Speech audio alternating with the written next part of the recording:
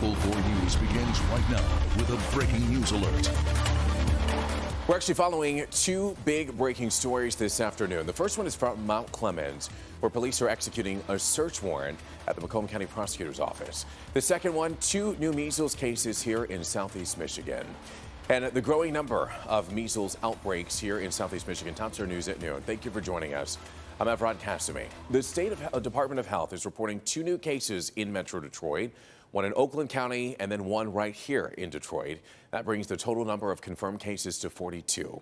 And there are new exposure locations, including a gas station in Ypsilanti and a synagogue in Oak Park. The state is still urging everyone to get vaccinated. We have a complete coverage for you of Metro Detroit's measles outbreak, including a list of exposure locations. Just go to clickondetroit.com to stay informed. The other big story that we're following this afternoon, Michigan State Police officials executing a search warrant now at the Macomb County Prosecutor's Office. We want to show you some brand new video from the scene there. The prosecutor's office is right there on South Main Street in Mount Clemens. Eric Smith is the Macomb County prosecutor, and Rod Maloney has been on the scene since this story broke. Rod, what have you learned about what's exactly going on? Well, what we've learned is that the state police are currently executing a search warrant. In fact, you can see that there are at least three state police vehicles right behind me here. Detectives from the Special Investigations Unit from the 1st District up in Lansing are executing that search warrant here. And it's an investigation into the forfeiture funds that Macomb County Prosecutor Eric Smith has had for many years. And we've done a number of stories on this previously. And it's coming from the Attorney General's office, actually asked for this investigation at the behest of Mark Hackle, the Macomb County executive. Yes, it's a difficult chain to follow there. The bottom line is we have a prosecutor's office being searched and looked for, and records to be pulled from Eric Smith's office. Now, this is one of those things that we have been doing stories on, like I said before. Many concerns about the way the money in these forfeiture funds has been spent. And in fact, Smith had decided that he didn't want to turn over a lot of the records. We FOIA'd some of them, got some bank records, but the county commission went ahead and farther tried to have an audit of these funds, and they feel that the county prosecutor hasn't been cooperative enough, and so that led in many ways to today's raid here at the office with the state police. Now, Leon Drolet is a county commissioner here in Macomb County. We had a chance to talk with him today about all of this. Let's hear from him. I think he should be concerned about how he's been treating those public funds for over a decade. I think that if it appears that laws have certainly been broken, and there are consequences for that. Now, Drolet provided me with this set of paperwork, a lot of checks from the account, and also county paperwork, because they've been working on this, trying to get the prosecutor to talk to them more clearly about what it is that went into these funds and how it's being spent and whether it's actually appropriate or illegal. And so we'll be looking far more into this, hearing from some of the people in Macomb County about the situation. I've called the prosecutor. He has nothing to say at this point. Called the Attorney General's office. So far, they don't have a statement, but clearly there will be much more on this later on Local 4 News at 5 and again at 6. Reporting live in Macomb County, Rod Maloney, Local 4. All righty, a lot of questions, Rod. Hopefully we'll get some answers a little bit later today. Breaking news just into the Local 4 newsroom. We're learning that a lockdown has been lifted at all Clawson schools. This comes after a high school student apparently made an online threat. And after investigating, police found the student. They were able to take them into custody. And again, that lockdown has been lifted. This was around 11 a.m. and thankfully, no one was hurt. But a different situation out of Colorado, where there is an intense manhunt underway for a woman deemed a credible threat to schools. The FBI says that she's a teenager infatuated with the Columbine school shooting. And as the 20th anniversary of the shooting approaches on Saturday, schools across the Denver area are closed. Joe Fryer reports on the search for the teen considered armed and extremely dangerous. Communities in the Denver area are on edge. Authorities on the hunt, asking everyone to be on the lookout for 18-year-old Sol Pais. This has become a massive manhunt. The FBI said overnight they consider her to be a credible threat to the community and potentially to schools, pointing to past comments and recent actions. She has expressed an infatuation with Columbine.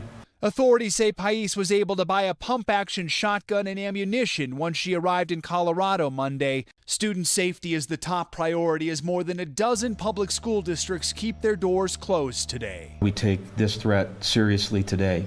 Concerns about Pais led to lockouts at more than 100 schools in the Denver area, including Columbine High, a chilling reminder of the new reality the country faces just days before the 20th anniversary of the mass shooting at Columbine High that killed 12 students and a teacher. These threats have ramped up over the past couple of weeks just as we get closer to the Columbine 20th anniversary. Authorities say there has been no threat made against a specific school. Today, more than 500,000 students in the Denver area are not going to class. Joe Fryer, NBC News, Littleton, Colorado. Well, turning our attention to the forecast now. Paul Gross in for Brandenburg this afternoon. Tracking the calm before the warm, I guess we can call it, as we take a live look from our Windsor Sky Cam at the beautiful Detroit skyline, Paul. Absolutely, and we've got kind of a crazy situation going on with temperatures. Now, check this out. We have a temperature of 48 at City Airport, 48 in Mount Clemens, 54 in Port Huron, 46 in Sandusky. So why is Port Huron so much warmer? We have this east wind blowing. So Port Huron, your wind is coming off the land, but you can see the water, the cold water, that's having an impact on temperatures on the western shores of these lakes, and same thing with Lake Erie. So if you're near those lake shores, it's going to be a lot cooler than everybody else this afternoon. But those cold winds off of Lake Huron have also scoured the clouds westward. Look at this. This is bonus sunshine we weren't necessarily expecting earlier today. We even had some thinning here in the south, but this is all going to thicken up during the afternoon, and it's going to be dry for most of us. There could be a shower or storm to the far north. We'll talk more about that and the holiday weather coming up in just a little bit. Evrod? All righty. Thank you very much, Paul. Back here at home, a jury is deliberating in the second-degree murder retrial for an ex-Michigan State police officer. Mark BESSNER is charged in connection with a chase that ultimately killed a 15-year-old Detroit boy. Local 4's Nick Monticelli reports on the big decision that's under consideration right now.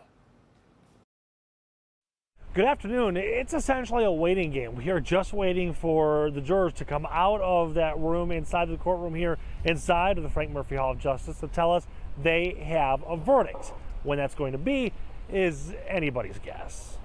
The jury will continue deliberating today, this time hopefully deciding if former trooper Mark BESSNER is or is not criminally responsible for this.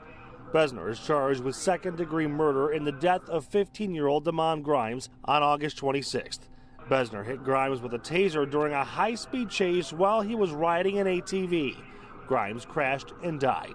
The prosecution said BESSNER did not have to use that taser. This taser was deadly force. Is it reasonable to use a taser against somebody, to use deadly force against somebody in that circumstance? Meanwhile, BESSNER's attorney told the court he used the taser for self-defense. It's critical that you put that aside and you analyze the facts in this case. Why would he deploy a taser before he stopped? Because he thought his life was in imminent danger. The Wayne County prosecution team did not agree. No yells, no screams, no gasps, no grunts. Nothing you would expect from somebody faced with death. Now again, the jury was hung once when this first went to trial late last year. They're hoping it doesn't happen again this time around. Again, we don't know when this is going to happen. All we can tell you is stay tuned, stay with ClickOnDetroit.com, watch for push alerts to see when the jury will finally reach a verdict, if they reach a verdict. I'm Nick Monticelli, Local 4. New at noon, a St. Clair Shores man was just sentenced to up to 30 years in prison in connection to the stabbing death of his girlfriend. Daniel Michalak took a plea deal in the stabbing death of Tia Vellucci. Investigators say that she was left for dead in a hotel room at the MGM Grand here in Detroit. The victim's loved ones shared some heartfelt messages to the judge before sentencing this morning. There is now an emptiness that lies within my heart now that she's gone. Her death haunts me every day and will for the rest of my life. Now, there is a chance Michalak could serve only about half of the time that he was sentenced.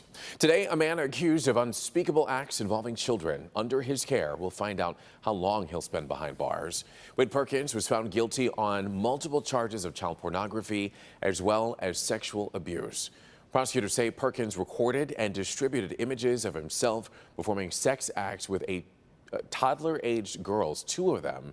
He and his wife were supposed to be babysitting those toddler-aged children. Perkins is also on the sex offender registry in connection to an older case. Prosecutors are asking the judge to give Perkins a sentence of 200 years in prison. In political headlines now, the redacted version of Special Counsel Robert Mueller's report into Russian interference in the 2016 election is expected to drop tomorrow morning. Last week, Attorney General William Barr said he'd release it within a week. Still, the Washington Post is reporting that Democrats will likely go to court to subpoena the full report without any redactions. Meanwhile, President Trump has vetoed a congressional resolution that sought to end U.S. involvement in the Saudi-led war in Yemen. The president says the resolution was an attempt to weaken his powers. And Attorney General Barr has decided some asylum seekers who have established they have a credible fear of violence can't be released on bond while their cases are sorted out. The move could lead to immigrants being held indefinitely. The ACLU is promising to challenge the decision in court. All right, so to come here at noon, close call. French officials are saying the Notre Dame Cathedral would have burned to the ground if it wasn't for one thing. We'll explain what that is coming up next.